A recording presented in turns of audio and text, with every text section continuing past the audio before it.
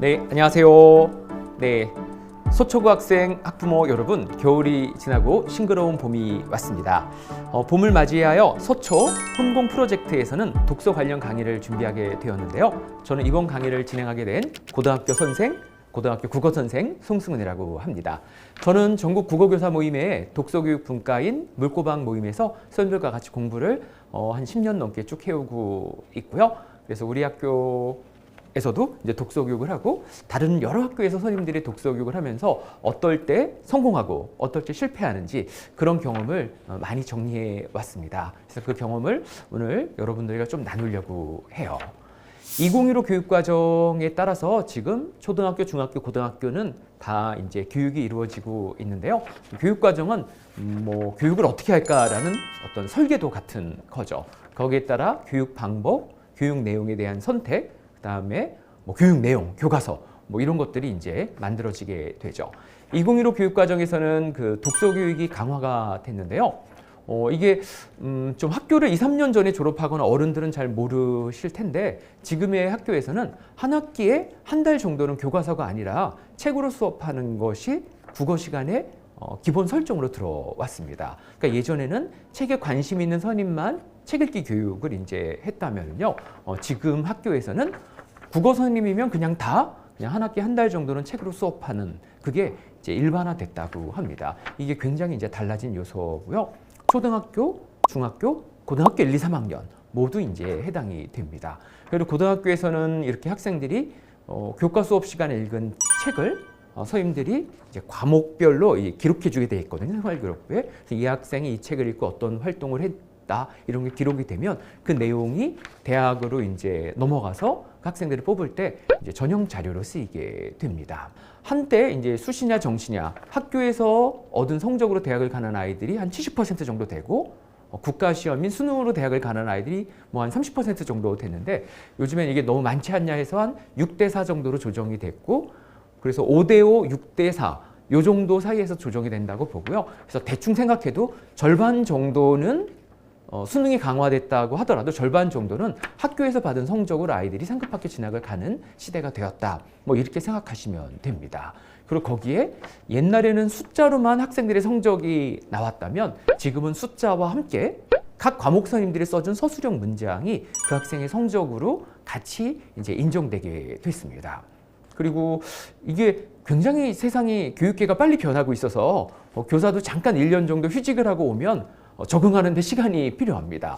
블라인드 체제가 또 생기부에 도움이 됐는데 그러니까 이름난 고등학교 학교 또는 어떤 특수 목적고 이런 데들이 유리하지 않느냐라는 이제 비판들이 또 많이 나왔거든요. 그렇다면 학생들의 생활기록부에 학교 이름을 이렇게 안 보이게 처리해 주겠다. 이렇게 돼가지고 올해 대학을 간 친구들은 다 생활기록부 학교 이름이 표시가 안 됐습니다. 그러니까 또 의외로 여러 가지 달라진 현상들이 학교에 나타났다는 얘기들을 저희 학교 선임들은 많이 이야기를 나누고 그러죠.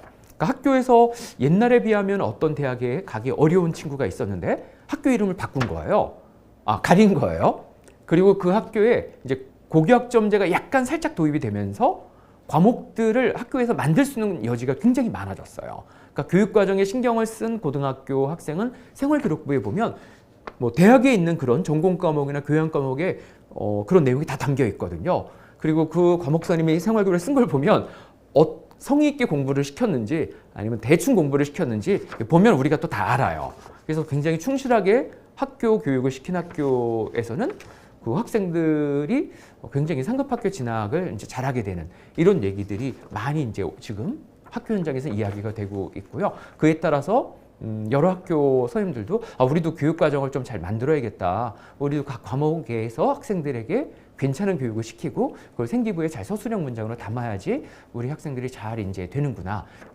이런 분위기가 요즘 학교 분위기라고 보시면 됩니다. 그에 따라 책 읽기를 하는 선생님들도 많아졌죠. 공부를 한다는 건 원래 뭔가를 이렇게 읽고 이건 모형입니다. 뭔가를 이제 읽고 그다음에 학생이 친구랑 이야기를 나누고 그다음에 글을 쓴다든가 이제 PPT를 만든다든가 영상을 만든다든가 해서 이렇게 표현하는 겁니다. 뭔가 그 전에 학문을 한 사람들이 적어놓은 책을 읽고 친구랑 이야기 나누면서 소화하고 그리고 이제 뭔가 이제 발표하는 글로 쓴다든가 이런 식으로 읽고 이야기 나누고 글을 쓰는 이런 게 이제 근본적인 모습이거든요. 그래서 이 근본적인 교육의 모습이 좀 굉장히 많이 지금 확산되고 있다고 보시면 됩니다. 아마 초등학교 자녀를 둔 분들이면 한 학기 한 권 읽기라는 얘기를 많이 들어보셨을 거예요. 초등학교에서 다 합니다. 한 학기에 한 2주 정도를 통해서 이제 책을 읽고 이야기를 이제 하죠. 그리고 중학교도 이제 기본적으로 이제 하게 되면 한 80% 정도는 선생님들이 하고 있는 걸로 파악이 됩니다. 원래 국가 제도가 도입이 돼도 다 하라고 하지만 적응이 좀 느린 이제 학교들과 선생님들이 좀 있긴 하죠. 열에 8 정도는 하는 걸로 파악이 되고, 고등학교도 지금 50% 정도에서 70% 정도 급속도로 이제 이게 많이 퍼지고 있습니다. 한마디로 정리하면 지금은 학생들이 초등학교 이제 돼가지고 한 3학년 정도부터 독서 교육을 시작해서 고등학교 졸업할 때까지는 이제 한 학기에 한 달 정도는 책으로 수업하는 그런 국어 시간이 이제 생겼다고 보시면 되고요. 그래서 이 아이들은 학교에서 책으로 수업하는 게 특별하지 않고 자연스러운 그런 이제 세대가 우리 사회에 탄생하고 있는 거죠. 그러면 어떤 식으로 독서 교육을 하는가 여기를 알아봐야 되는데요. 제일 흔한 것은 서평입니다. 독후감이라는 표현과 서평이라는 표현 비슷한 것 같은데 조금 다른데요. 독후감과 서평은 어떻게 차이가 있는가 하면 글을 쓰는 사람이 남이 읽든지 남이 읽지 않든지 그런 거 신경 안 쓰고 그냥 쓰는 모든 글, 이건 이제 독후감이라고 할 수 있고요. 서평은 글 쓰는 사람이 이것을 읽을 사람을, 독자를 좀 생각해두고 쓰는 글, 이걸 이제 서평이라고 생각하면 됩니다. 뭐 분류 방법은 사람에 따라 좀 다를 수가 있습니다. 그래서 서평 쓰기가 중고등학교에서 굉장히 많이 이루어져 있고요. 조금 격식을 갖추어서 제대로 이제 책에 대해서 자기가 어떻게 생각했는지, 책과 관련된 자기 경험이 어떤 게 있는지 이런 걸 담아서 쓰는 글로 이제 생각하시면 되고요. 이게 제일 널리 이제 퍼져 있습니다. 그리고 고등학교쯤 되면 좀 이렇게 독서교육 신경을 많이 쓰는 선생님들 같은 경우는 책 대화학이라는 수업을 합니다. 그러니까 서평은 책과 나와의 대화거든요. 책과 나 개인의 대화입니다. 그런데 책 대화하기는 학생들이 한 4, 5명 정도 모여서 같은 책을 읽고 서로 이야기를 나누는 거예요. 그리고 이야기 나눈 내용을 이제 기록해가지고 그걸 이제 보고서로 내면 그걸 보고 이제 평가하는 방식입니다. 그리고 최근에는 구술평가가 또 많이 도입이 되고 있습니다. 책을 읽고 구술평가를 하는 겁니다. 시집을 읽고도 평가합니다. 예를 들면 이렇게 되는 거죠. 시집을 딱 줍니다. 그러면 학생이 읽고 뭔가 수업을 하는 거죠. 그러면 이제 예시 문제가 나갑니다. 예를 들면 자기의 카톡 프로필에 딱 한 줄 뽑아두고 싶은 시 구절을 이 시집에서 찾아가지고 그걸 얘기하고 왜 이 시 구절이 내 카톡 프로필로 적절한지 설명해봐라. 이러면 이거 1분 동안 얘기하면 됩니다. 문제가 재미가 있고 그 학생이 어느 정도의 소화 능력이 있는지 볼 수 있습니다. 이런 문제를 하면. 이런 문제도 있습니다. 책을 읽으면 너가 읽은 책이 이 교실 안에서 누구에게 가장 필요한지 그 학생의 실명 이름을 대고 그 이유를 적절하게 설명해봐라. 이러면 학생이 갑자기 자기 반 친구들을 보면서 누가 이 책에 어울리지? 이러면서 책 내용과 이것이 필요한 사람이 누구인가를 생각하면서 이걸 얘기를 하게 되는 거죠. 이런 식으로 구술평가가 최근에 또 학교에서 많이 이제 퍼지고 있습니다. 제가 고등학교 다닐 때만 해도 학급당 학생 수가 60명이었고요. 제가 교사가 됐던 1997년에는 50명이었거든요. 근데 지금은 대체로 고등학교가 30명 안쪽으로 이제 들어오기 시작했습니다. 중학교는 24명 정도이고요. 그러니까 수업 시간에 교사가 학생을 구술평가를 할 수 있는 시대가 된 겁니다. 그리고 구술평가를 해보면 일단 학생이 과제 부담이 없잖아요. 책을 읽고 친구랑 연습하건 맨몸으로 오면 됩니다. 그래서 학생의 과제 부담이 없어가지고 구술평가가 학생들한테도 굉장히 각광받는 요소가 됩니다. 그리고 교사인 제가 얘기하면 좀 쑥스럽지만 교사도 서평을 쓰게 하면 집에 가서 채점해야 되거든요. 근데 구술평가를 하면 수업 끝나는 종이 수업 끝종 땅 이렇게 치면 채점표가 나와 있어서 교사들도 괜찮습니다. 그래서 구술평가가 굉장히 많이 퍼져 있고요. 그래서 요즘에는 책을 읽고 얼마나 많이 기억을 하는가 이거는 기본이고요. 책을 읽고 친구랑 어떻게 소통하는가 이 소통 능력을 굉장히 중요하게 이제 보고요. 그리고 글쓰기나 이제 말하기 능력. 우리가 사회생활, 직장생활, 장사를 하거나 개인 사업을 하거나 취직을 하거나 하면 친구랑 얘기하는 능력이 엄청 중요하잖아요. 다른 사람과. 그래서 소통 능력을 파악하기 위한 어떤 책 대화하기라든지 구술평가라든지 이런 게 많이 도입된 시대라는 걸 알면 좀 참고가 되시지 않을까 싶습니다. 정리하면 지금의 독서교육은 책을 굉장히 학교에서 널리 읽는 문화가 많이 퍼져 있다. 각 수업 시간의 과목에서 뭐 국어, 영어, 사회, 과학 이런 과목에서 이제 읽는 거고요. 그 책 읽은 내용이 생활기록부 기록이 돼서 상급학교 진학에 꽤 의미 있는 자료로 쓰인다.